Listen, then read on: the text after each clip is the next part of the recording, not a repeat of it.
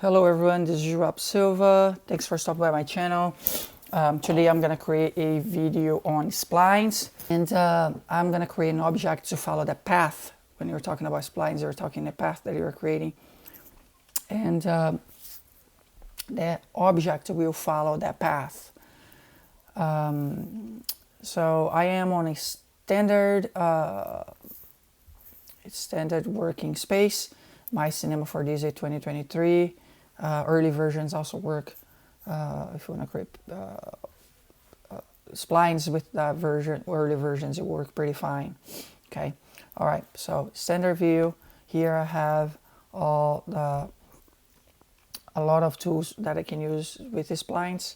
I'm gonna work with a sketch tool. I'm gonna open my 4 panels.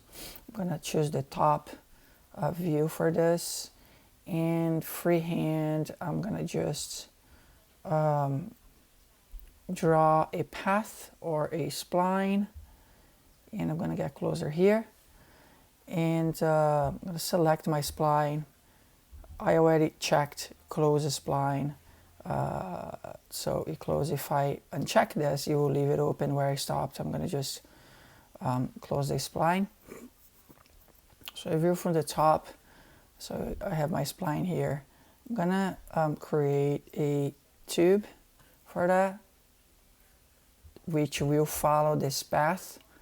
I'm gonna animate this this object on a spline. Let me make this object a little bit smaller, just so that will not be too big. Let's see, height like this will do the job. I'm gonna rotate. Let me see, 90, and rotate 92. There you go, pretty good. So I have here my spline. I have my object, and I will select the object here, and I will click with the right button, go to animation tag, and align to path, which you can align to the spline too. I usually use align to path. Let's go with align to spline. Select the tag that you just added, spline path. I'm gonna drag my path here, right there, and I have pretty much the object here. The thing is that the object is now rotating, following very nicely the path, and you can see the object is now like really turning as it's supposed to turn. Now, as you can see, I checked on tangential here. Now you can see that the object follow the path, the form of the path. Here have the axis that you can change, and the object will work accordingly to the path.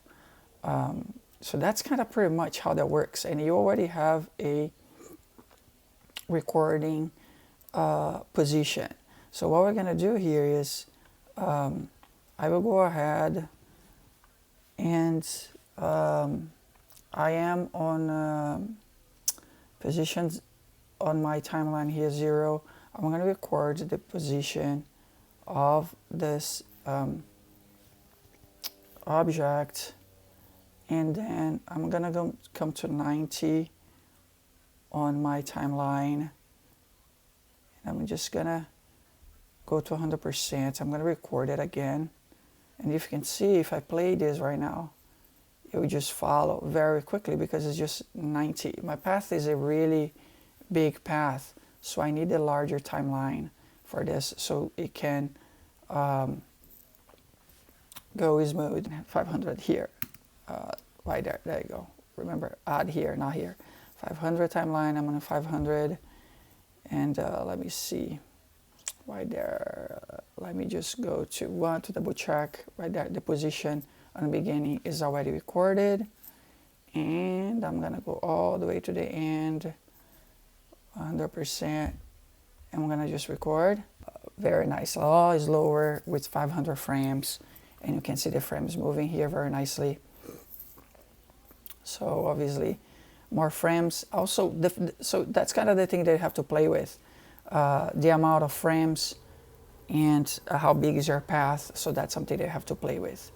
A last part that you need to stop by, that you really need to click, especially if you want this pause, you know, when it gets to the end here and pause and it starts again. If you want that to really be a continuous movement, you need to go to Window, Timeline Curve, and you can see here your animation is still in a curve. It needs to be a continuous movement.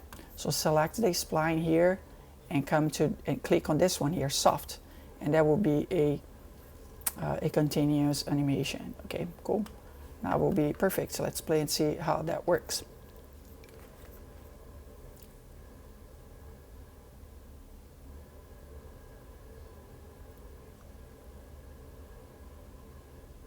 So very nicely follow the path and just continues without pausing. Right there. There you go. Very nicely. Cool. So that's how you work with the splines. And you can, again, you can add any objects there. You can add cameras, target cameras, and that's how you do it. Cool. Well, I hope you enjoy. Subscribe to the channel, and I see you in the next video. Bye bye.